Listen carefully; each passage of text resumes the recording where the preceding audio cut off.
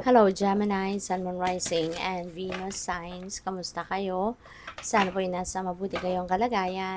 Welcome back po sa Star Tarot. At kung bago kayo dito, welcome din po kayo. Please subscribe, like, share my videos, and leave me a comment kung nakaresonate po kayo. Thank you. So, tingnan natin ano bang mga messages ninyo for today. We have new life. So, meron ng pipintong pagbabagong mangyayari sa buhay ninyo, Gemini. So, po pwedeng pagbabago ito na kayo yung may kagustuhan nito na mangyari ito, or this could be pagbabago na, it will be like a change that is going to happen from the outside world, diba? And it may have a direct impact sa buhay ninyo. So, po pwedeng ganon. So, depende yan, sa mga kaganapan sa buhay mo. But yes, you will be embracing something new in your life. You will be starting to adjust dito, no? Kailangan mong mag-adjust, um, kailangan mong mag-adjust at kailangan mong subukan ito, no, na i-embrace kung ano man ang bagong paparating. Okay? So, we have regeneration. So, rebirth din ito, no? So, talagang merong magbabago. Merong bagong buhay talaga. Parang you're going to recalibrate your life, no? You're going to recalibrate your life and yourself. Pwede na meron talaga ditong mga gusto mong baguhin sa buhay mo. It could be a routine, it could be maaaring gusto mong magkaroon ng personal transformation, pwedeng gusto mong magkaroon dito ng pagbabago ng perspective in life, yung mga ganon, pag-uugali, pwedeng ganon. Pwedeng you want to reinvent yourself sa ngayon, or pwede rin, no, na talagang merong mga bagay na gusto mong tanggalin sa buhay mo. No, maaring mga bagay yan or tao or situations in your life na gusto mong tanggalin na to because you don't deserve them anymore. Kumbaga, parang hindi mo na kailangan sila sa buhay mo.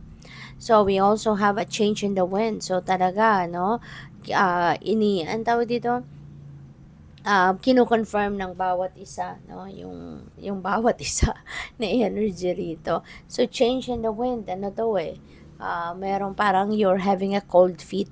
Pwedeng meron ka ng desisyon na ginawa regarding something, no, na kumbaga you are ready to implement it in your life, tapos biglang magbabago yung isip mo. Diba? Maaari na dahil merong ibang opportunity na dumating all of a sudden, maaaring may bagong opportunity na dadating na talagang siguro makikita mong, teka lang, parang ito muna yung gagawin ko, ito muna yung aasikasuhin ko because it may be, 'di ba? Yung parang once in a blue moon, no, opportunity, pwedeng gano'n. At baka yung plano mo, pwede mo pa rin na you can still afford to set aside that plan kasi maaaring hindi naman 'yon hindi naman 'yon parang you can do it anytime naman, no? Parang gano'n. Pero ito siguro na opportunity na dadating, talagang hindi mo siya mahihindian. Parang irresistible siya at this time. Kaya pwedeng kasing once in a blue moon lang din mangyari ang ganito. Kaya pwedeng yun muna ang uunahin mo, no? It could be anything. It could be in any area of life, no? Pwedeng ang iba sa inyo rito, baka bigla kayong magbabago ng tirahan, 'di ba? Maaring this may involve travel, this may involve relocation. Pwede rin ito na pwedeng merong business opportunity, career opportunity, yung mga ganon, no, na as in hindi mo pwedeng hindian, no, as in parang irresistible talaga, no, kaya kailangang ito muna yung uunahin mo, no. So good luck. So what else?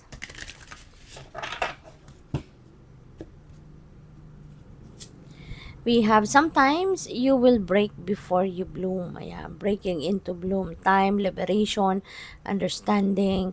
Sometimes, then, na-pick up ko agad. Sometimes, in order for you to start something new in your life, kailangan muna na merong masira. Kailangan muna na meron kang tanggalin sa buhay mo. Kailangan muna na merong ma-distract, 'di ba? In order for you to rebuild, no, a stronger foundation about or on something.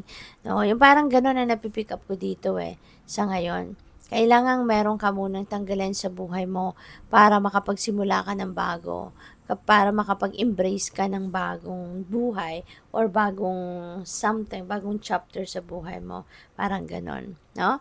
So, good luck sa'yo kasi po pwede, no, na kailangan mo munang mag-release or mag-let go ng something in order for you to start something new, in order for you to welcome, no, something new and something different in your life. We have that which is true, will always be enough. Ayan, so truth, man, something true, something ang tawag dito, something kung light, truth is coming to light sa ngayon. Meron ditong katotohanan na lalabas, 'di ba? Maaaring ito yung magpapatunay, 'di ba, ng inyong integridad. Baka ito yung magpo-prove ng inyong integridad. Maaaring ito yung parang didepensa sa'yo, no? O pwedeng gano'n. Napipick up ko dito, maybe ang ibang tao is trying to challenge you. Maaaring gano'n. And whatever this is, no, na lalabas dito, ano man ang katotohanan, ano man ang impormasyon na pwedeng lumabas at this time, maaaring ito yung magsisave, kumbaga, ng inyong integrity. No? Yun ang napipick up ko dyan for some of you. There is a place within me. Yan. Still, calm, steady, eternal. Wow. So, maaari ng iba sa inyo rito, is going to go deep within you. Baka ito rin yung kailangan din ninyo ngayon na ma-experience in order for you to claim your peace, to claim your your space, 'di ba? Para maging peaceful ka, para ma-experience mo yung serenity and tranquility. So, pwedeng magme-meditate ka, pwedeng magninilay-nilay ka, pwedeng you're going to connect, no? From deep within you sa ngayon. Baka namimiss mo din yung sarili mo. Minsan, 'di ba, kung lalo-lalo na kung fragmented ang isip mo, you're all over the place, marami kang ginagawa, pagod ka. Sometimes, mamimiss mo yung sarili mo, 'di ba? Minsan may isip mo or mararamdaman mo na parang hindi ko nakilala yung sarili ko.